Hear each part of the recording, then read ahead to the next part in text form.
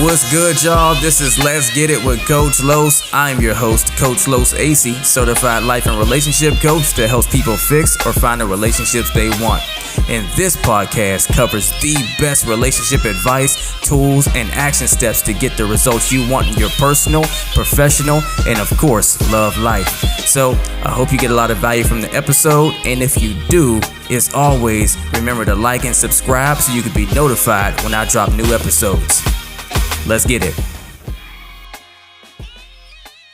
Sometimes the real problem in your relationship isn't the things that you see. It's the things you don't. The blind spots, the subtle habits, the emotional gaps, the things you're not doing that your partner feels deeply. So I'm going to give you the 3 blind spots most people never even realize are damaging their relationship, even if you're not the main one messing up. Blind spot 1, emotional absence during non-conflict moments. See, a lot of people think they're a great partner because they show up during fights or big conversations. And don't get me wrong, that is a great thing, right? Yes, we need to show up most in those moments for sure. And there's probably a lot more people out there that don't show up at all, right? Which creates a lot of these unhealthy relationships during those times.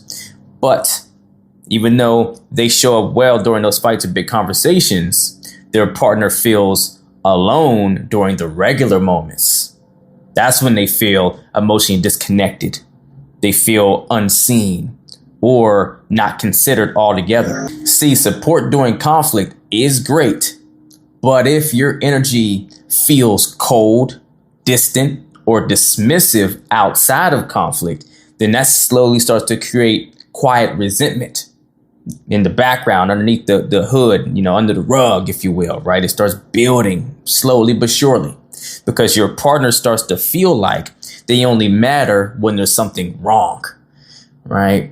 And then subconsciously, they start to feel like they only get a real sense of connection to you whenever there is some issue to be dealt with, right? And it kind of can create this reverse engineered toxic way of them trying to connect to you by having issues to where now maybe they start finding things to be upset about more frequent that maybe they don't even know why they feel like they're upset all the time and there's always an issue or something like that. But it's really because deep down, that's their way of finding and building significance with you and mattering and connecting and feeling like they're being loved in some really diluted way.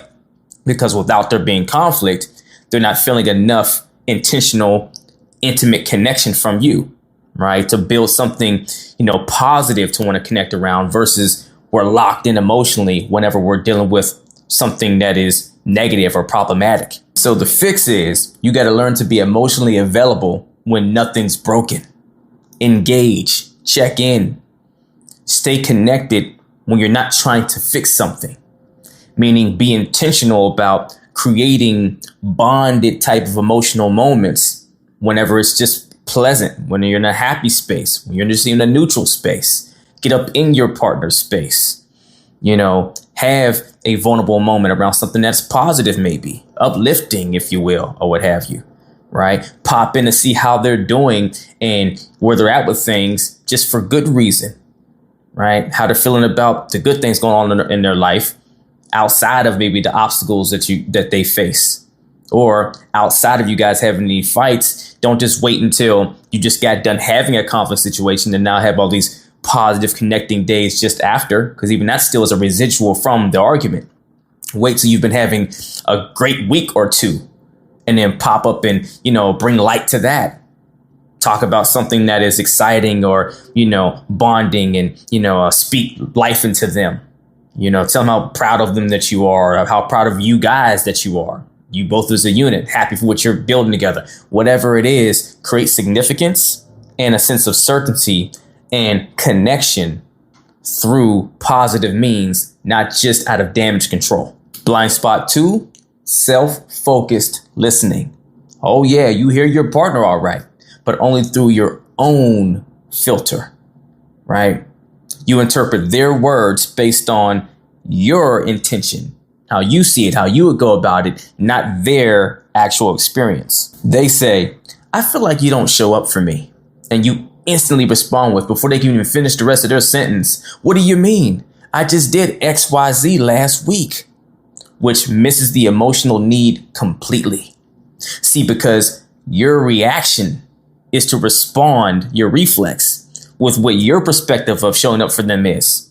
So what you believe you've done that shows up for them, but you're missing the mark on whether they see it as that, right? To where your very first question should be, oh, really? Oh, I'm sorry you're feeling that way. So what would showing up for you look like? Or where do you feel like I haven't shown up for you and why? Right? Get context. Because in that moment, the emotional need they're looking for is to feel heard, feel seen, feel validated. Whether you agree with them or not, you don't have to agree to validate someone's feelings, right? So they're looking for validation of their experience, which requires you to ask more questions and understand, not to tell them what you've done that completely dismisses their emotion at that moment, that time, right? And look, hey, no knock to you, right? We all live and we learn. Heck, at one point years ago, I did that too, right? Because I had the best of intentions and I'm thinking, oh, I am doing XYZ or whatever it is that this person is saying that I'm not doing. But I missed the mark on giving my partner space to just be heard so I can digest, well, what is she thinking, right? What does that mean to her? Instead of what I think I've done, to walk around feeling like I did this great job that she wasn't feeling. It wasn't resonating with her because it wasn't what she needed. Now, maybe she hadn't done a great job beforehand articulating what she needed to me. Who knows? But the point is, in that moment, she was trying to be heard, right? And so it's your job, whether you're a man or the woman in the situation, whoever your partner is, to let them be heard, not to tell them why what they're saying is off because you've done the thing that they're saying you didn't do based off of your interpretation. So you got to learn, instead of defending your actions, seek to understand their experience. Reflect back to them what you heard emotionally, not just literally, right? So I always stress to my clients as well, hey, stop focusing on the story so much. Yes, the technicals and the facts, they matter, they help, but the biggest significant piece is the needs that weren't being met for someone. That's why we get into arguments. It's not about the things that happened. It's what it meant to us and the needs that were violated in the process. So you start focusing on listening to, well, was my partner not feeling reassured in this situation?